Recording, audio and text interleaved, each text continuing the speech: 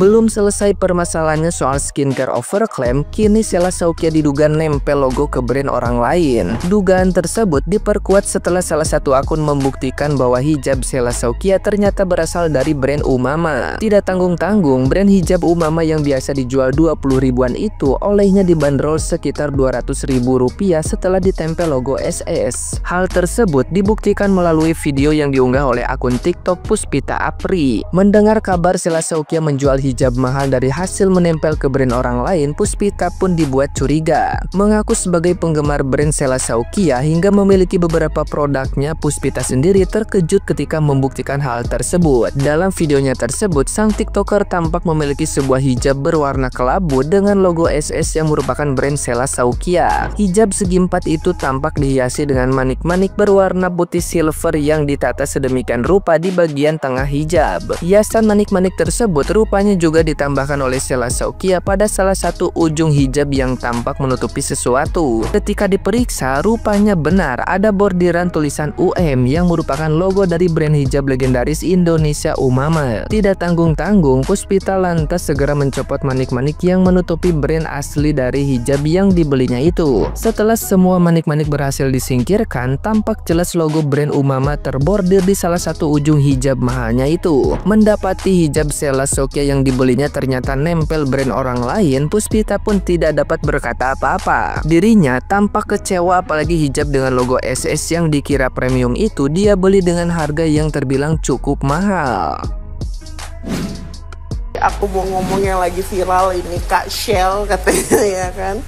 Aku tuh ya penggemar beratnya Kak Shell dulu, bajunya semua aku beli dan beneran dong. Ini tuh nempel produk orang lain. Ini tuh segi empat ya, ada manik-maniknya. Jadi aku belinya tahun berapa gitu ya, tahun ini katanya nempel produk orang. Ini aku ngelihat ada di sini, kalian bisa lihat nggak sih? Ya, biar jelas kali ya. Aku ini aja ininya. Aduh. Kita cabut-cabut, kita ceropot-ceropotin aja. Ya, karena aku mau membuktikan kata-kata Kak Nikmir. Beneran dong tuh. Aku belinya mahal ini guys. Nah, gimana nih menurut netizen yang terhormat? Silahkan berkomentar ya. Nggak ada habis-habisnya, nggak ada henti-hentinya ya usaha untuk menjatuhkan Sheila Shaukia. Astagfirullahaladzim.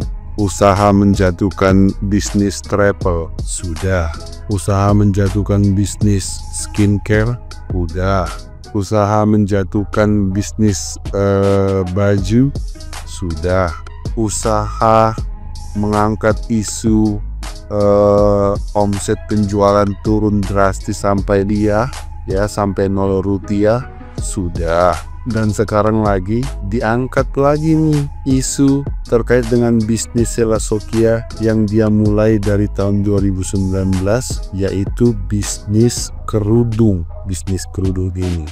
Dan kalian tahu ya, setiap isu-isu yang diangkat dan dikembangkan itu semua terstruktur, menunggu komando dari koordinator tingkat atas, lalu turun ke para konten kreator, lalu turun lagi kepada buzzer bayaran 1000 per komen. Apa jangan-jangan setiap hari, setiap saat mereka ini briefing gitu ya? Apalagi isu yang kita angkat terkait dengan si Sheila Shaukia, si Rama Ular ini, untuk menjatuhkan dia seperti itu. Soalnya nggak ada habis-habisnya gitu loh, bertahap. Habis yang ini muncul lagi yang lain, habis muncul lagi yang lain, muncul lagi yang lainnya. Nggak ada habis-habisnya. Teruntuk Kak Sheila Shaukia, si Rama Ular, pesan saya untuk Kak Sheila, bikin mereka semuanya menjerit memang, bikin Kak Sheila. Lo tahu kan sekarang kenapa susah banget jadi orang jujur dan mau menegakkan keadilan dan kejujuran di Indonesia Raya ini? Kita nggak usah ngomongin kasus masyarakat sipil. Lo lihat aja yang kemarin, seorang dokter yang suka mengungkap mana nih skincare owner nakal, semua brand-brand nakal, dilabrak sendirian bro. Everyone versus one person. Gue kira tuh mainnya gini loh, lo tuh kalau bersengketa atau lo punya masalah, nggak masalah bro, ngomong aja, nggak ada masalah. Kayak gue nggak suka lo review produk gue tanpa bilang gini, nggak ada masalah. Tapi kalau lo melawannya keroyokan, kayak lo bawa semua genggong-genggong lo melawan sebiji manusia yang super power ini, menurut lo berarti karena lo nggak bisa menghadapi diri sendirian ya. Itu tuh show how tiny you are, how small you are, because you don't have the power to make you bigger, atau melihat kayak, oh gue tuh bisa kok diskusi dengan elu dengan kepala yang sama-sama smart ini, karena you have big brand, obviously people use your product, and then someone yang secara sekolah dia teredukasi dan dia belajar.